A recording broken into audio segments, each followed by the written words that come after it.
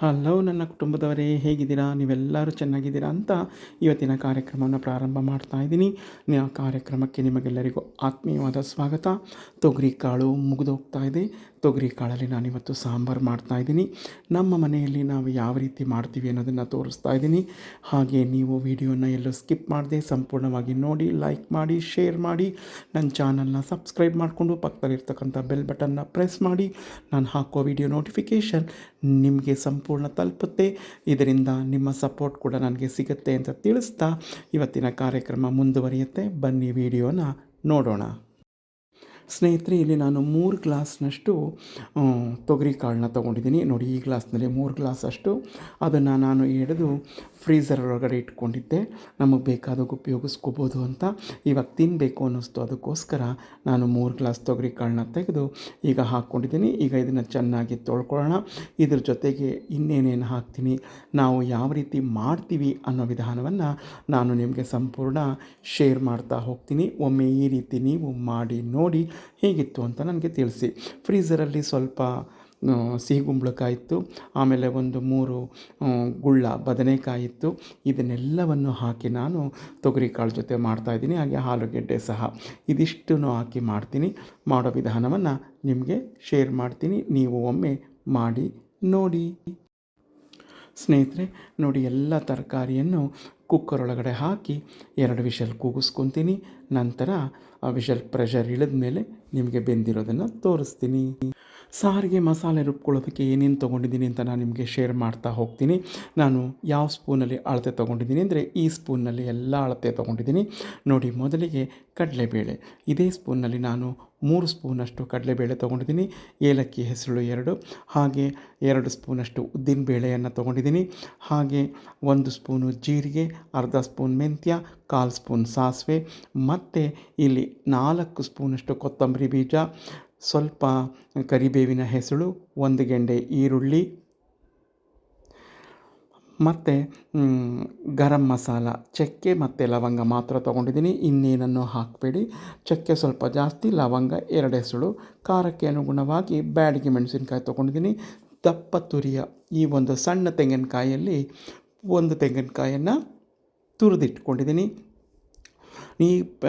ಇದನ್ನು ಮಸಾಲೆ ಹುರ್ಕೊಳ್ಳೋಕ್ಕೆ ಕ್ರಿಯಾ ಫುಡ್ಸ್ ರವರ ಕೊಬ್ಬರಿ ಎಣ್ಣೆಯನ್ನು ಉಪಯೋಗಿಸ್ಕೊತಾ ಇದ್ದೀನಿ.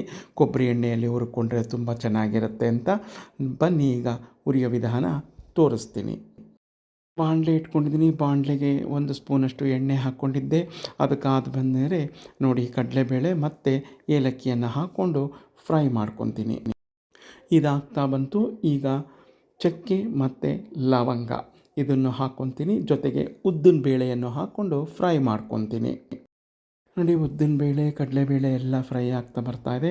ಈಗ ಜೀರಿಗೆ, ಸಾಸಿವೆ, ಮೆಂತ್ಯ ಇದನ್ನು ಹಾಕ್ಕೊತೀನಿ. ಹಾಗೆ ಕರಿಬೇವನ್ನು ಸಹ ಹಾಕ್ಕೊತೀನಿ.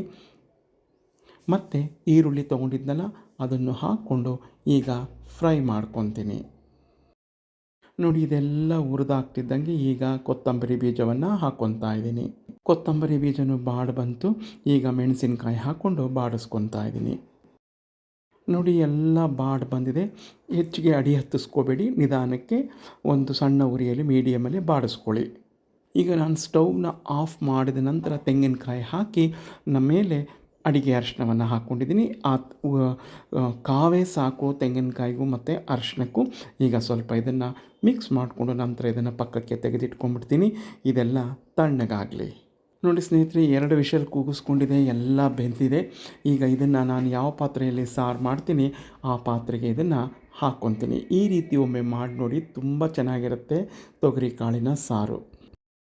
ರುಬ್ಬಿರ್ತಕ್ಕಂಥ ಮಸಾಲೆ ಎಲ್ಲ ತಣ್ಣಗಾಗಿದೆ. ಈಗ ಮಿಕ್ಸಿ ಜಾರಿಗೆ ಹಾಕ್ಕೊಂಡು ನಾನು 2 ಟ್ರಿಪ್ಪಲ್ಲಿ ರುಬ್ಕೊತೀನಿ. ಅರ್ಧ ಮಾಡಿಕೊಂಡು ನುಣ್ಣಗೆ ರುಬ್ಕೊಂಡು ಸಾರಿಗೆ ಹಾಕಬೇಕಾದ್ರೆ ನಿಮಗೆ ತೋರಿಸ್ತೀನಿ. ನೋಡಿ ಸ್ನೇಹಿತರೆ, ಈ ಹದದಲ್ಲಿ ರುಬ್ಕೊಂಡಿದ್ದೀನಿ. ಹೀಗೆ ನುಣ್ಣಗಿದ್ದರೆ ಸಾರು ಚೆನ್ನಾಗಿರುತ್ತೆ. ರುಬ್ಬಿರ್ತಕ್ಕಂಥ ಮಸಾಲೆ ಎಲ್ಲ ಸಾರಿನ ಪಾತ್ರೆಗೆ ಹಾಕ್ಕೊಂಡಿದ್ದೀನಿ. ಈಗ ನೀರು ಎಷ್ಟು ಬೇಕೋ ಅಷ್ಟು ಹಾಕ್ಕೊತೀನಿ.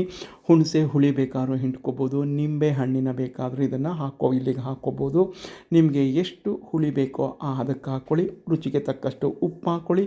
ಮಸ್ಟ್ ಆ್ಯಂಡ್ ಶುಡ್ ಬೆಲ್ಲವನ್ನು ಹಾಕಿ ಸಾರು ಎಷ್ಟು ಬೇಕೋ ಅಷ್ಟನ್ನು ನಾನು ನೀರು ಹಾಕ್ಕೊಂಡು ಸ್ಟವ್ ಮೇಲೆ ಕುದಿಯೋಕೆ ಇಡ್ತೀನಿ. ಕುದ್ದ ನಂತರ ನಿಮಗೆ ತೋರಿಸ್ತೀನಿ. ಇಲ್ಲಿ ಹುಣಸೆ ಹುಳಿ ಬೇಕಾದರೂ ಹಾಕ್ಕೊಬೋದು. ನಿಂಬೆ ಹುಳಿಯನ್ನು ಸಾರು ಕುದ್ದ ನಂತರ ಹಾಕ್ಕೋಬೇಕು. ನಿಂಬೆ ಹುಳಿ ಹಾಕೋದಾದರೆ ಉಪ್ಪು ಹಾಕಿ ಕುದಿಯೋಕೆ ಇಡ್ತೀನಿ. ಸ್ನೇಹಿತರೆ ನೋಡಿ, ಸಾರು ಕುದೀತಾ ಇದೆ.